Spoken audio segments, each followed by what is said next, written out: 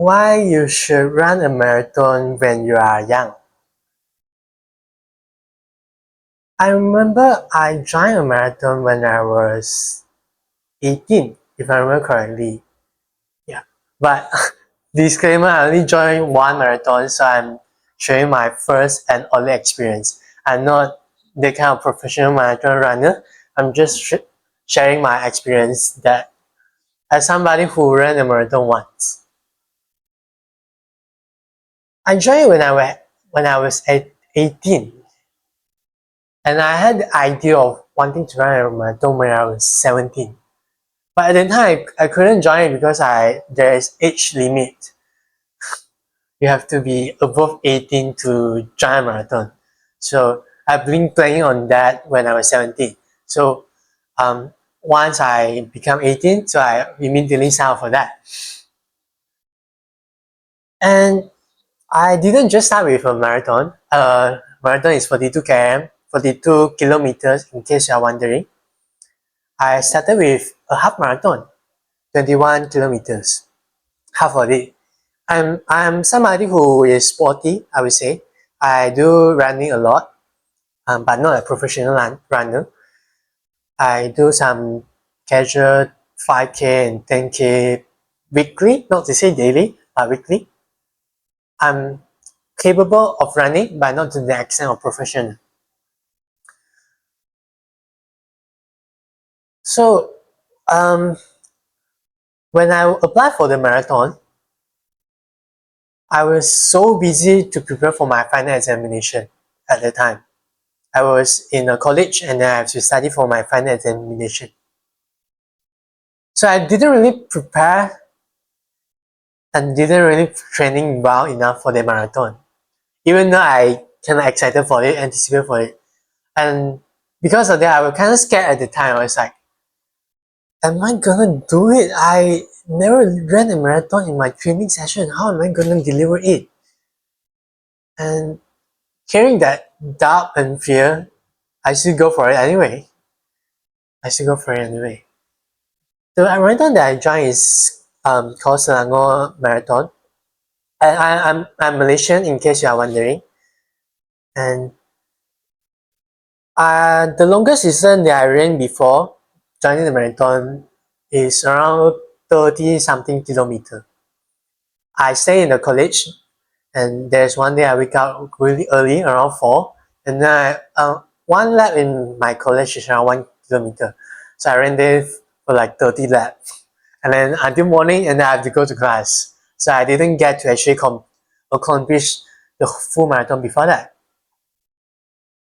And funny thing, even the day before the marathon, I was still preparing for my exam. I remember I was doing my chemistry, organic chemistry. I was studying for that before the marathon the day. Because I think after running marathon, I have to go back, and then that week is just the exam week already. But I still decided to go for it because this is something that I really look for it for a long time ago. And here is come the day for a marathon. I woke up at, I think it's around 2 a.m. and the marathon start at 4 something.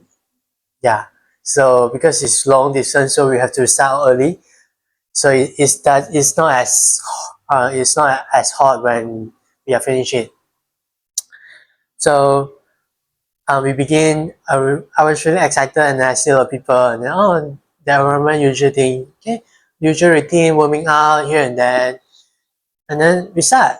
And then because I did a half marathon before, and then my time was around 2 hours. I was like, okay, full marathon, double of it, 4 hours. I can do that. But I spent myself 1 hour as well. I say, okay, I just aim for 5 hours. 5 hours. So I look at it. I look at the pacer. Also for marathon or any kind of running event, we have pacer. So there's one pacer. They will carrying a balloon at their back, and then there will be a balloon there, writing the distance, writing the hours. So if you say 5 hours, and if you follow the pacer, then you're gonna complete the whole marathon in 5 hours. Because I aim for 5 hours, so I just follow that. Okay, I say, okay, I'm gonna follow this guy. I'm gonna follow this pacer. Then that should be I should complete 5 hours. And then I'll continue, go on until everything goes as usual because I ran a half marathon before. Nothing special for me. And then until the 21st camp, nothing special. After that, I got a bit tired. And then I can see the pieces slowly disappear in my eyesight. I can't see already. Slowly disappear and then I can see. And then suddenly, okay, 5:30. A pacer with 5:30 passed by, and then I'm like, okay, this is the one. This is the one that I'm gonna follow. And I follow for another 5 kilometers and so. Then I got tired again. and then and then suddenly the 5:30 marks is pacer. The distance keep on increasing, and then I can't see them already. And then now I see the 6 hours. Then I say, okay, this is the one. This is the final one. I'm gonna follow this no matter what happens. I'm gonna follow this. So I continue to follow this. Quite okay. I just follow this until 30 something marks. 35, I remember, if I remember correctly. My tight spring. I just can't move my thigh. I just can't move my leg. And then luckily some runner passed by and then they passed me some spray. And then the spray is really useful. And then once I spray and then it's like freezing effect. And then suddenly I don't feel anything and then I can run again. But then the effect is temporary. Once it goes away, then the string comes again. And then you just have to endure until the end. So at the time I was in severe pain and then I just starting to ask myself, why should I sign up for marathon? What is the purpose of running this far distance?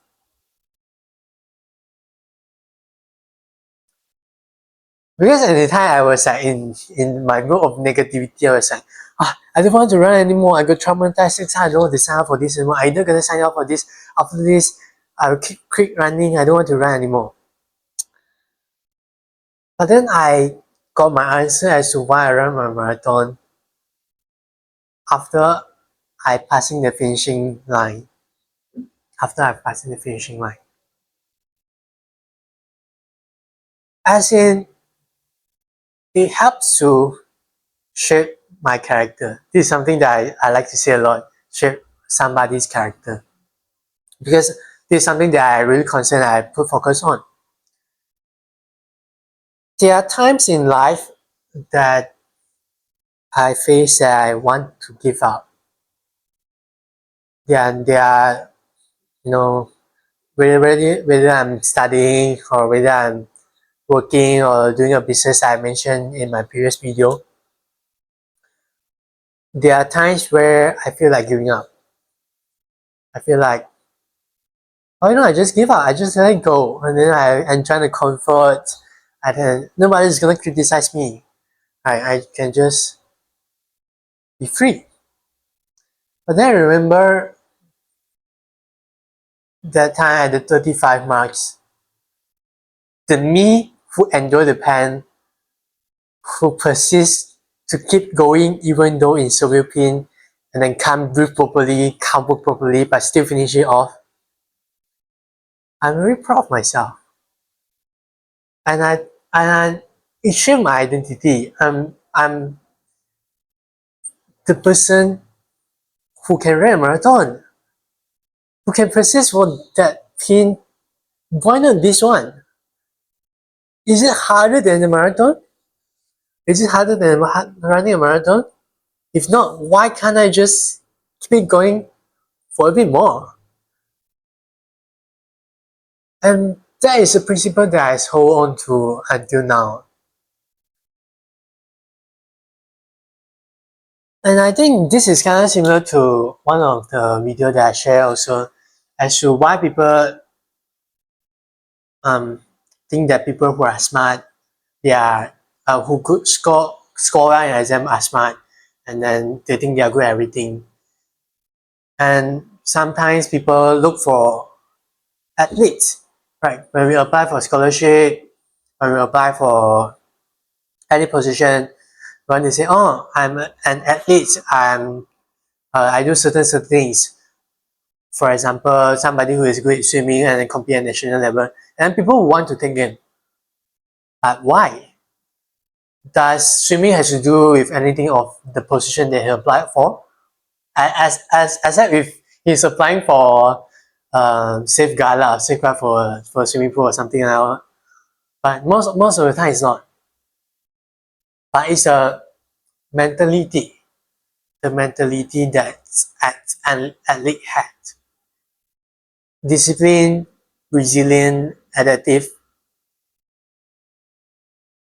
So I've always fond of and always enjoyed doing hard things after running the marathon, because the feeling of conquering something that is difficult, pushing like limits, pushing a boundary, I really enjoy the moment. I really enjoy the growth of myself afterwards. And that's why I think we should all go for marathon when we are still young. And it has effect throughout our life and it shapes our identities. And marathon is one of the hardest things that I've ever done until I do trail running. My god, trail running is so difficult at the time for me. But there's for another video to talk about. And then there's one more thing that's so difficult is about meditation. There's pure suffering. And I'll talk about that in the next video. Until we meet again. Thank you.